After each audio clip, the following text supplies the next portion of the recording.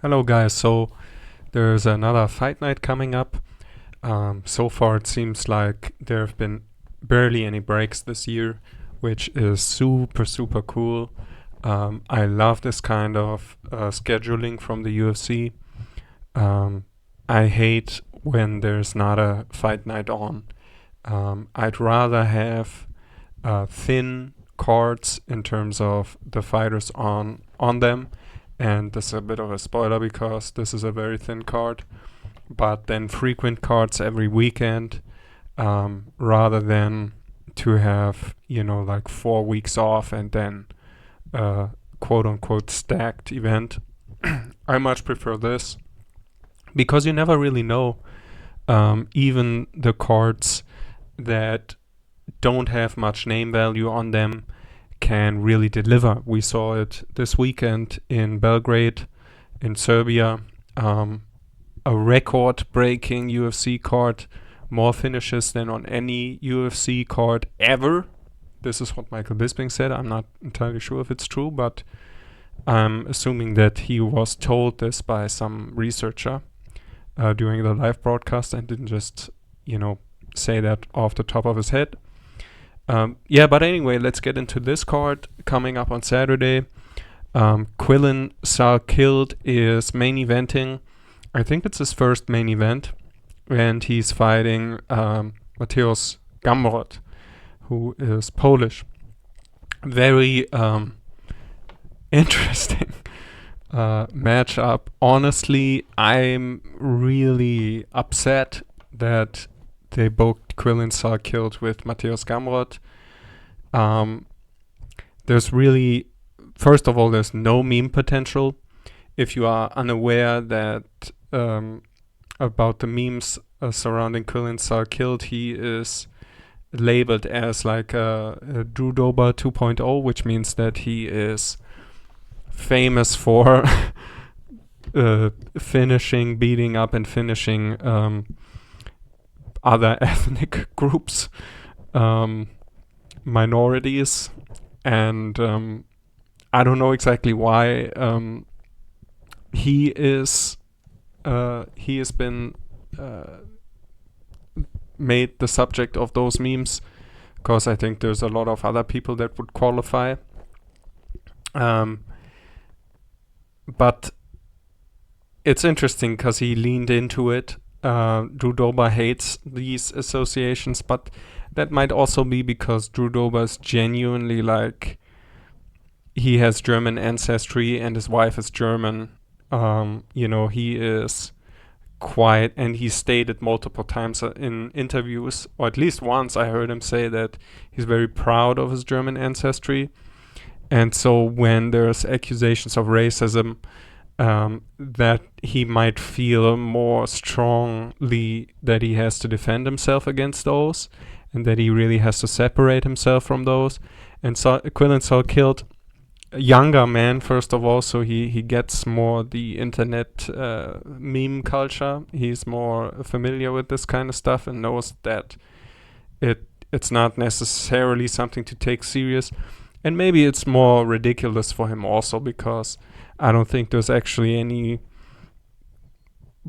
there's not much you can genuinely accuse him of, other than his performances and the fact that he is a white man. So, but it would, it would just be more fun and more interesting and more cool if the UFC would, just kind of match him up with another black guy or something. It would just be way more interesting, because even though I understand that you want to avoid those, you want to avoid feeding into this kind of stuff, the people of the internet are really like, this is something that's really strongly associated with Quillen Salkilld now, so it would be way more interesting of a fight if he was fighting, I don't know, like another lightweight Jalen Turner or somebody. Would be way more interesting fight also stylistically. And this is kind of the thing, that not only is it a bit disappointing that everybody's trying to avoid the memeability of the fight. It's also that Matthias Gamrot is just not really consistently entertaining in his fights. And I have no idea if Quillen Salkilld will be able to out-grapple this guy or stay on the feet and have a striking match with Matthias Gamrot. It's very possible that Matthias has respect for Salkild's striking skills, which is understandable after the brutal head kick knockout he landed on Nasrat Haqparast. But if he respects Salkild's striking, he would be well advised to try at least to take him down and out-grapple him. And he might have success doing that. So it's really not... that could be a very boring fight if that's what happens. And you can see also people are very unsure about this. Salkilld is a slight favorite. I would honestly lean more towards Gamrot, because I don't think that Salkilld has proven that that he can out-grapple somebody like Gamrot. Also, I think that he is less experienced, and then also Gamrot's not a terrible striker. It's not like Quillen Salkilld is for sure going to beat him up on the feet. Even though I would lean towards him slightly more when it comes to pure striking, because he's just more lethal, is my feeling. Gamrot's not a bad striker exactly, so you can't really be sure that even if Salkilld defends the takedowns and has a striking match, he will win that. So that's why the odds are so even. But I would even slightly lean towards Gamrot, but it's not a big tendency. It's just that it's probably just because of my betting perspective. I always tend to go with the underdog because there's more value there from a betting perspective. All right, so the rest of the card, unfortunately, very, very weak on paper. I'm also not entirely sure this time that this is going to be good anyway, because I don't really know anybody on the card, and I don't know if these are striking-oriented fighters or grappling-oriented fighters. It only takes one in each matchup to go for the grappling to turn it into a boring fight. So let's just go from fight one upwards, as many people do. We talked about the main event now already. But I think that we can skip over a lot of these fights very quickly. The first fight on the card is a female fight. I've seen that there is also a female fight on the main card. Last week I talked about how the UFC seems to be booking the female fights early on the cards. I guess this time they feel like having the number 11 fight the number 13 in strawweight is interesting enough to put this on the main card. Personally, I wouldn't agree with this take. I would much rather see this as like the second fight on the card. This would make so much more sense, be so much more entertaining in terms of pacing and stuff. I might actually watch this fight, this female fight, right? Even if it was the second fight on the card, because this Alexia Tainara does have a good record, 14-1. And the strawweight division is the best division of the females, I would say. Maybe not even so much anymore. I honestly haven't been paying attention to what's going on in the female divisions, but it used to certainly be the best division. And Amanda Lemos, she is not... there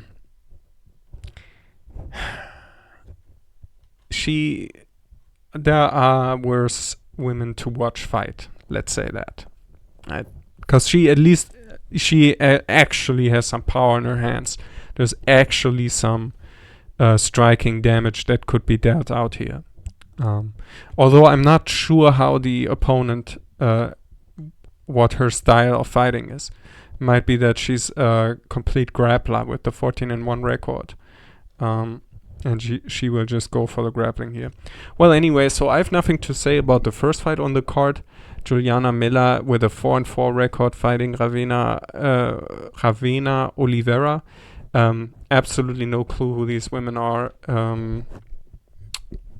I think her face seems kind of familiar, but who cares, you know. Second fight on the card, Miles Johns. Miles Johns is somebody that is, I think, fairly well known for an unranked fighter in the bantamweight division, because he's been around and he's had some high-profile fights, or more or less high-profile fights. Let's actually look that up.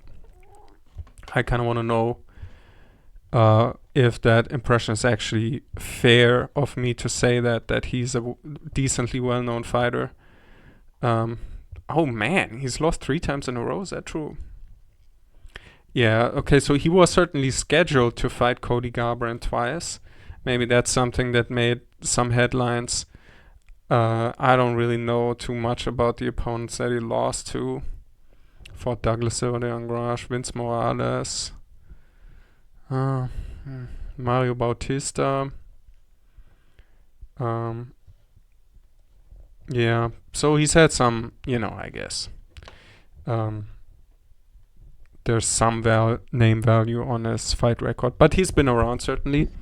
And he's fighting this guy from, is that Mexico? I think so. Jesse Rosas Tajidito, who is 8-1.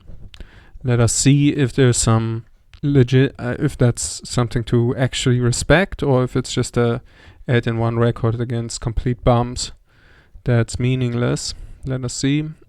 Oh, I have to zoom out. Right. So submission, strikes, rear naked choke, submission. He seems to be so he won via illegal knee. So I guess the opponent threw the illegal knee against him here. Yeah, these all have shit records. Yeah, all terrible records, his opponents. 1-3 is a guy he fought. 6-5, 5-5, 3-4, 2-0. 9-15 is a guy he fought. Nothing too impressive here. I mean, he's getting the finishes. And he's getting most of them early, so yeah, but nothing to take away here. Really not able to say anything. I would guess that Miles Johns is a favorite here. Let's see. It doesn't even say the line. Why does it not tell me what the odds are? Well, it doesn't matter. I would guess that Miles Johns is the favorite, because he's not bad at grappling either. He's a decent fighter. Okay, so Richie Miranda, Manuel Souza. I'm actually going to skip over this. I think that, they do have interesting records, 14-1 and 13-1. But I don't want to make this too long. This is a lightweight bout. These are actually respectable records. I might have a look later. Is there anything else that's interesting on this card? Louis Sutherland, he famously, of course, is the guy that lost to Walter Walker via heel hook for the 4th time in a row, right? So he's actually the guy that needs that has some explaining to do, right? I really question this man's IQ. Not even just fight IQ. Like this guy, I don't know how it's possible that you watch Walter Walker get 3 heel hook submissions in the first round in a row in the UFC. Everybody tells you 2 of them that year before you fight this guy, and then you instantly get submitted with a heel hook also, right? That's really, really embarrassing and incredibly suspect. You might genuinely be a very low IQ individual Um, but again, I mean, I did talk about this. Walter Walker might just be a generational talent when it comes to leg locks. Steven Asplund is on this card. People really like this guy. I think it's because he creates some kind of social media content and he has a likable personality, is what I've heard.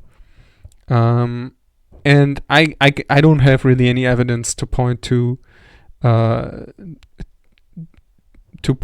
like opposing that view.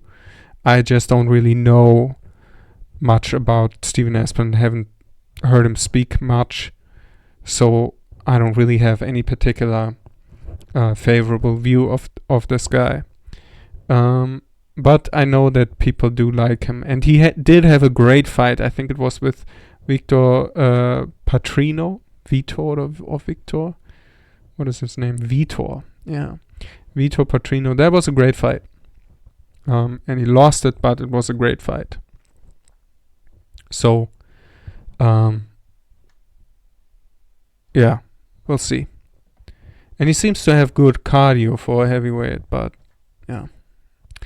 Then we have this guy, undefeated Ty Miller, 7-0, fighting Billy Ray Goff. Okay, so this is a welterweight bout. On the pictures, both of these guys look extremely small. It's so funny. They actually both look like flyweights or bantamweights on their Tapology pictures, but well, not in this picture, of course. When Keith Peterson standing next to this guy, then he's actually incredibly tall. He's actually what? Oh, it's welterweight. Okay, I thought for a second he's almost 190 at lightweight. That would be really quite like extremely tall for lightweight. Yeah, okay. Adam Fugit he beat with a knockout. Is Adam Fugit good? I don't know. I really don't know. And then we have Billy Ray Goff. What a strange name. Let's see. Does he have any noteworthy wins? Does not look like it. He's coming off 2 defeats. Yeah, no, there's nobody here that is actually interesting. He did win some kind of championship.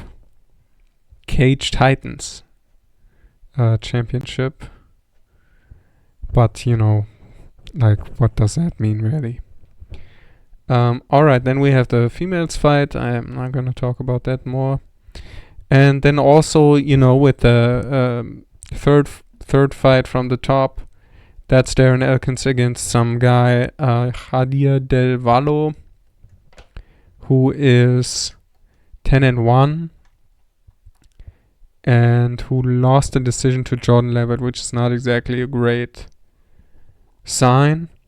And then he beat Isaac Dulgarian in the first round via submission, but I think that was the fight where Dulgarian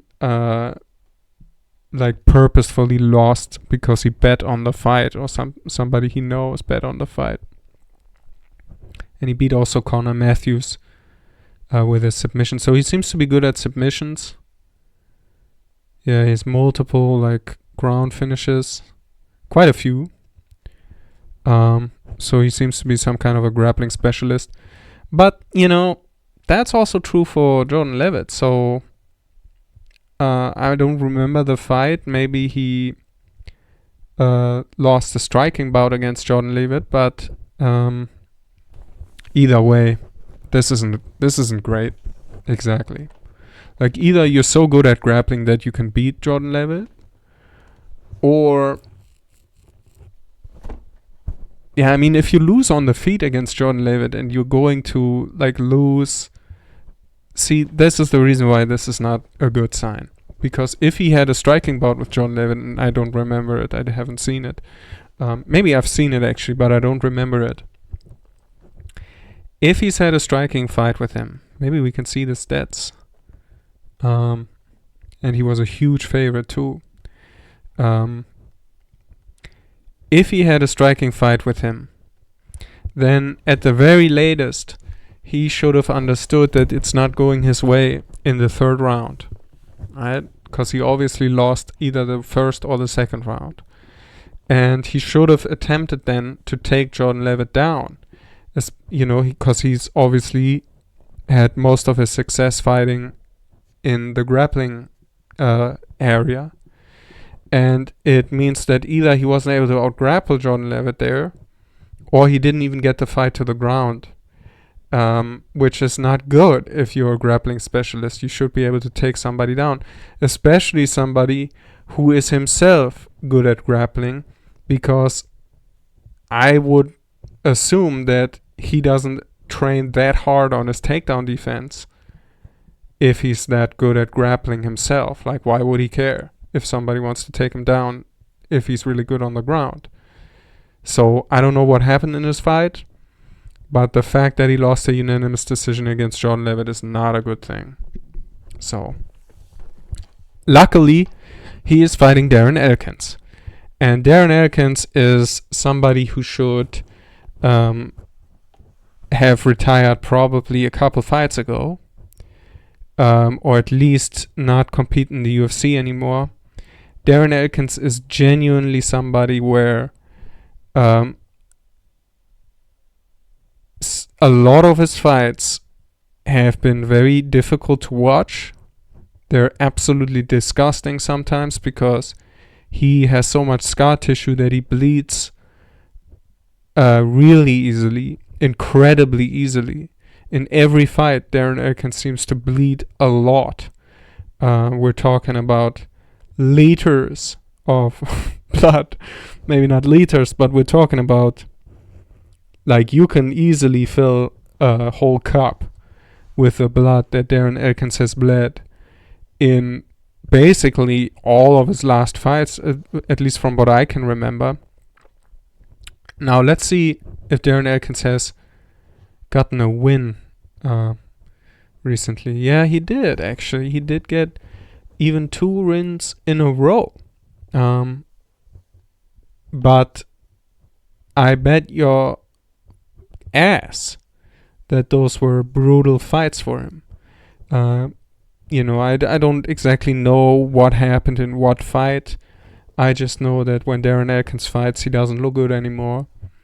And he bleeds a lot every time. It takes next to nothing to make this guy bleed. You could probably wipe over his face with your hands in a grappling exchange. You just take your hand and you wipe over his face, and you probably just have to apply a little bit of pressure when you wipe over his face in the brow region and some other regions to literally cut this guy open. I promise you, you can probably cut Darren Elkins open by just pinching his skin in his face. He is so susceptible to bleeding that it's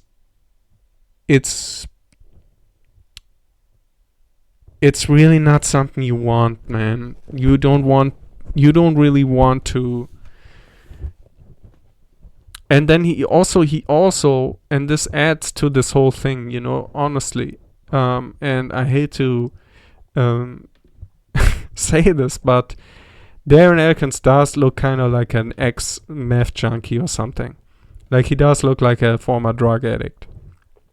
If this would happen to Kevin Lee or Edson Barboza or, I don't know, let's say Carlos Ulberg or this Michael Oliveira guy or somebody who's handsome, who's like famously handsome. I guess Carlos Ulberg would be a good example. If Carlos Ulberg would bleed in every one of his fights, nobody cares.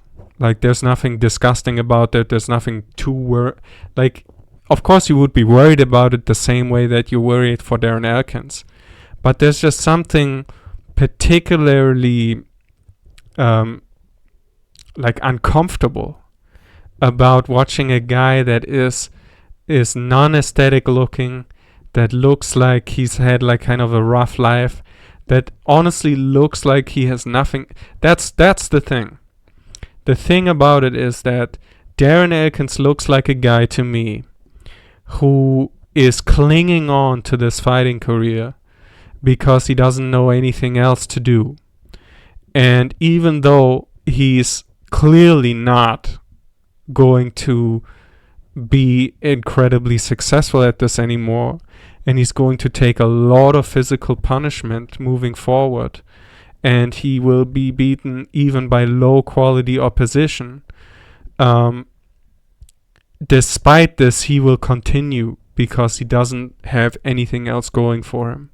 And with somebody like Carlos Ulberg, you wouldn't have that worry, right? Like, even if he bleeds in every fight brutally and horrendously like a horror movie, you would always think, yeah, I mean, I guess he could just stop and be a model. So, like, he must really enjoy this. Like, he must genuinely enjoy this and not mind this for him to do this, because he could do other things.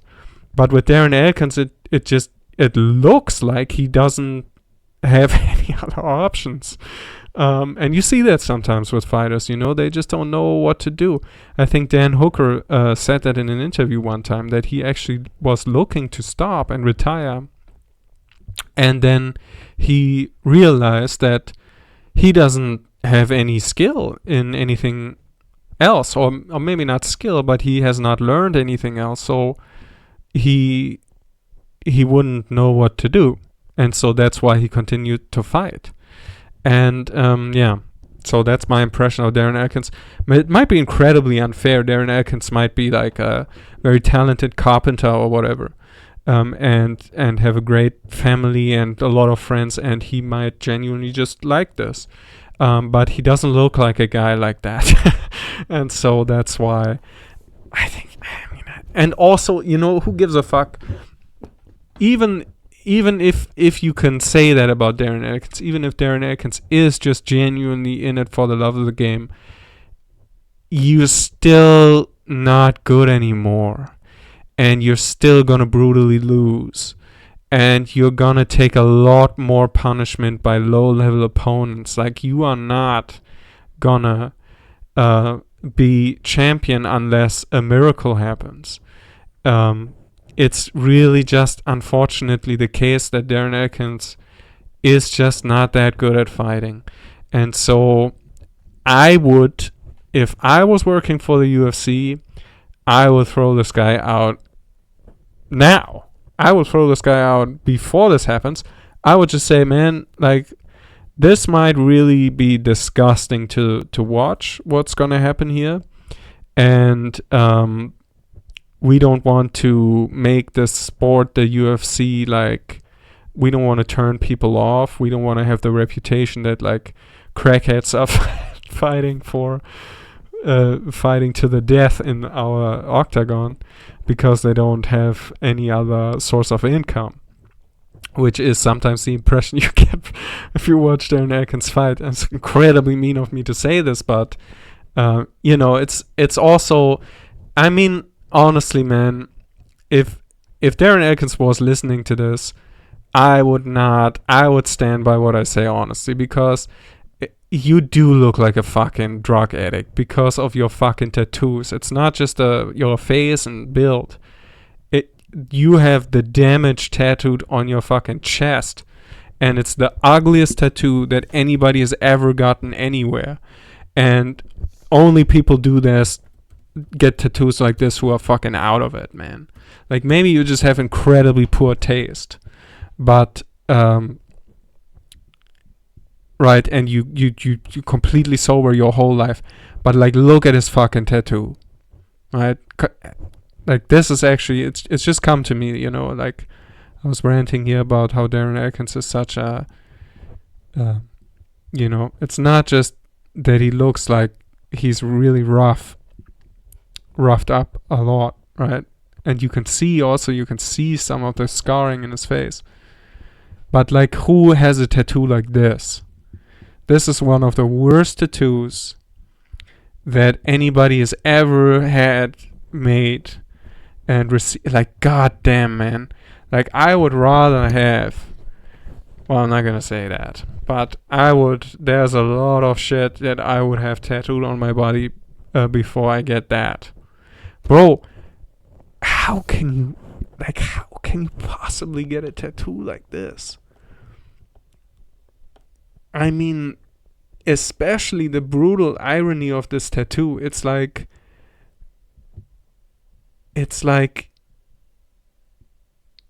you're the one who's taking the damage in all of your fucking fights, dude. Like, this is such a brutally ironic tattoo to have. Holy fuck. Darren Elkins, man. Really, God, bro. Become a firefighter or something. Do something else, bro. I really don't think that you should continue a fight. And I would cut him if I was the UFC. I would just cancel the fight. Fuck it. I would just say, like, we do not want to take the risk that Darren Elkins is going to spray buckets of blood over our octagon and have people talk about how disgusting the sport is. Again. You know, that's what I would do. But anyway. And I love violence and I love bloodshed in the octagon. I'm totally here for it. I love bloody fights. I totally respect the shit out of that too. But when you have a fighter who bleeds every time, like also Nate Diaz, there's a point where it's not like this guy just went to war and he delivered damage and he took damage and it's a brutal, bloody fucking fight, and it's an incredible war that the person was in. It's a beat down. It's a getting the shit kicked out of you and losing half of your body's blood consistently every fucking time. And there's nothing heroic about it. It's sad, especially with the fucking tattoo that called the damage. Right? You take the damage, Darren Elkins. That's the point that you're at in your career. Man, that is like very hard of me to talk about Darren Elkins like this, but I really think that it's over for this guy, dude. And yeah, I don't see much value having him on anymore. But probably this guy will just submit him. If I had a guess, he will probably knock him down and then submit him in a pool of blood. Because like one punch, like I hope people listen to this episode. Right? I don't get a lot of views on these at all, but I hope that at least one person is gonna listen to this part and is going to watch out for Darren Elkins bleeding again in the octagon. I promise you he's gonna bleed again. Like, I would be so surprised if Darren Elkins manages to fight this guy without receiving a nasty cut. Okay. Man, if there was a bet somewhere that Darren Elkins gonna lose like 200 milliliters of blood at least, I would totally put money on that shit. Oh man. I mean, just watch his fucking fights. Like, just watch his past fucking 10 fights. This guy bleeds every time. Okay. Now then, also we have Billy Colantillo fighting Diego Ferreira in the co-main event. And this might actually be a really good fight. This could be a really entertaining fight.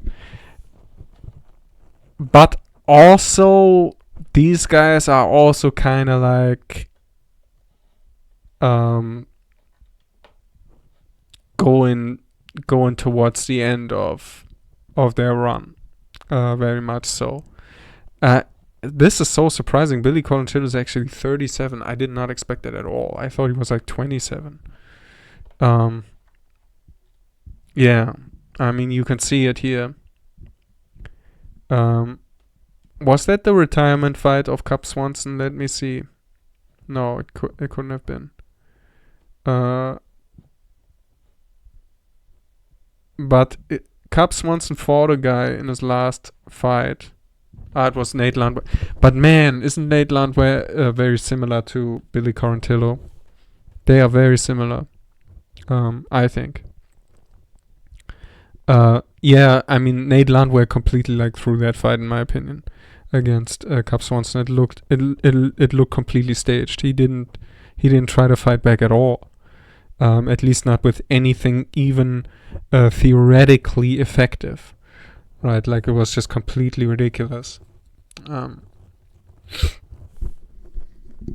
Yeah, he also brutally finished Darren Elkins, of course. You know, who hasn't? Yeah. Okay, so yeah, this might be a good fight. Let's see who is the favorite here. Diego Ferreira, yeah, that probably makes sense, even though he's 41. Dude, he's an amazing reach for his height. That's crazy. Like, that's crazy. He has a great reach. 71 does Darren Elkins have? 69 for this other guy. Yeah. Oh man, Ty Miller also, but he's also tall, you know. But still, that's an incredible reach too, even for his height. Right? Because normally I would say, like, what's kind of normal is to have more or less the same reach as your height. Isn't that also what like the Leonardo da Vinci drawing suggests? Leonardo da Vinci. There's of course it has a title, the drawing, but I don't know what it's called. Certainly not in English. Yeah, this one. I mean, no, okay, it's not. I thought it might be like perfectly in a circle, all of it, but the head is not. The head is like in a square thing, but you can see that it is a square. He is in a square, and you can, yeah, okay, so it does make sense. If you see the square,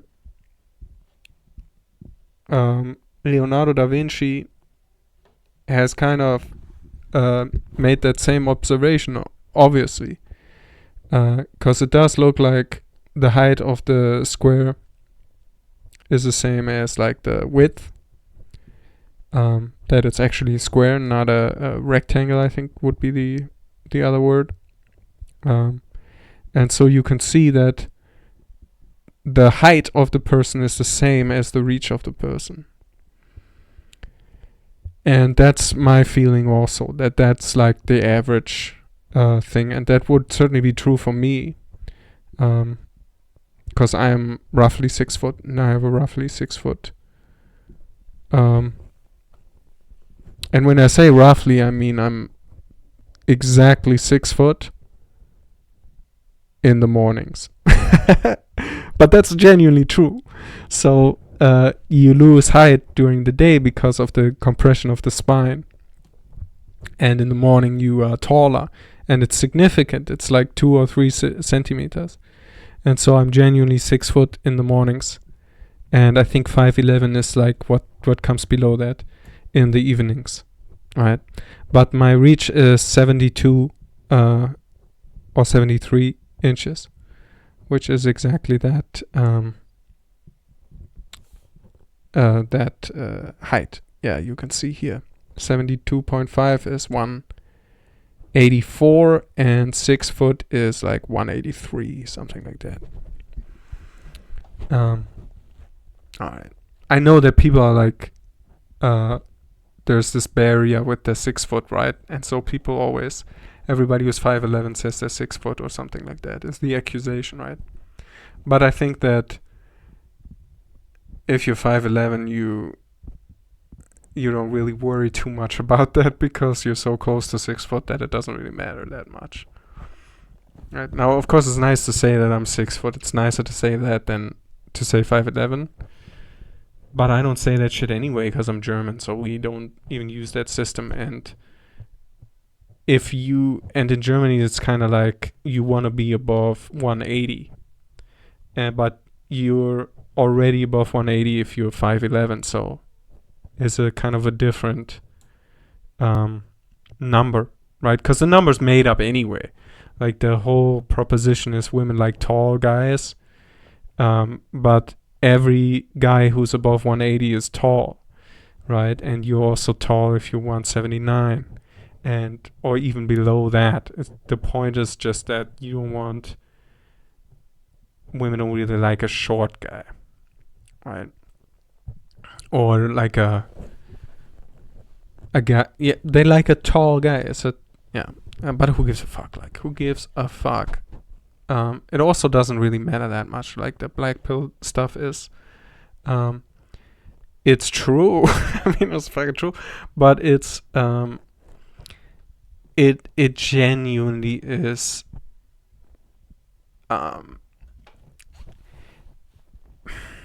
You just kind of have to get beyond that, right? Like, cause you can be really attractive and still get absolutely no opportunities. I guess it's important to clear a certain level of attractiveness. You want to be above like a,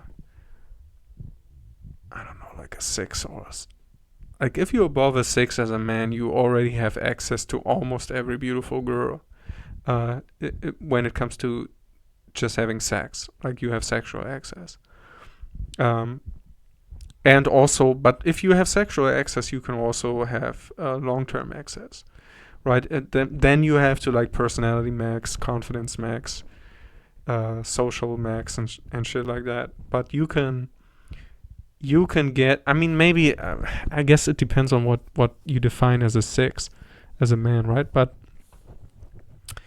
why am I talking about looks maxing? This card is not so good, man. Honestly, like, not very many that promising matchups.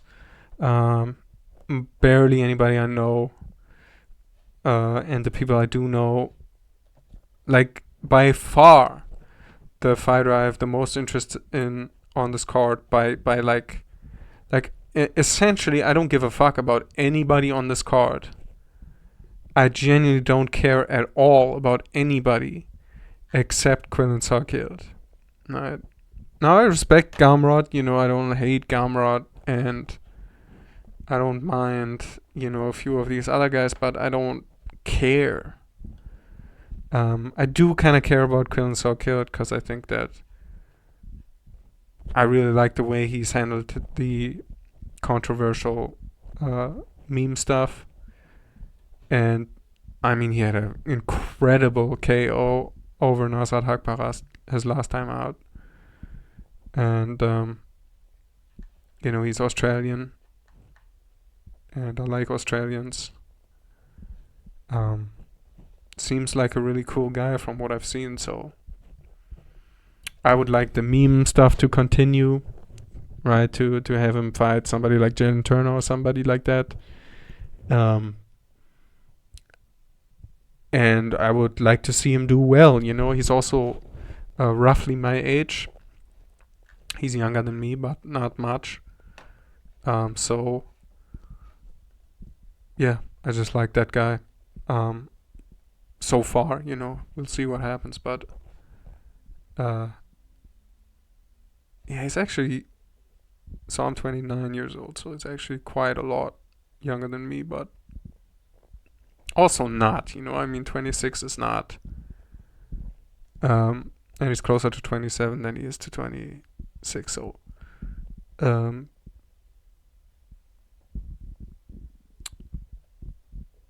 I would say that, like, plus minus 3 years is basically the same age. I mean, maybe not when you're a child, but even as a teenager, that kind of starts to happen. Maybe not at 12 and 13, but is there that much difference between like a 19-year-old? Yeah, I mean, there's a lot of difference between a 19-year-old and a 16-year-old, but there's not much difference between a 19-year-old and a 22-year-old, I would say. A little. But then once you go above that, so in your 20s, that really starts to fade, those 3 years. But who gives a fuck? Like, what am I even, like, Jesus, I'm just rambling about bullshit now. Okay, so I'm gonna stop. Yeah, honestly, not a very exciting card, now that I've done the preview. Very sad. Very sad. I could use some entertainment this weekend.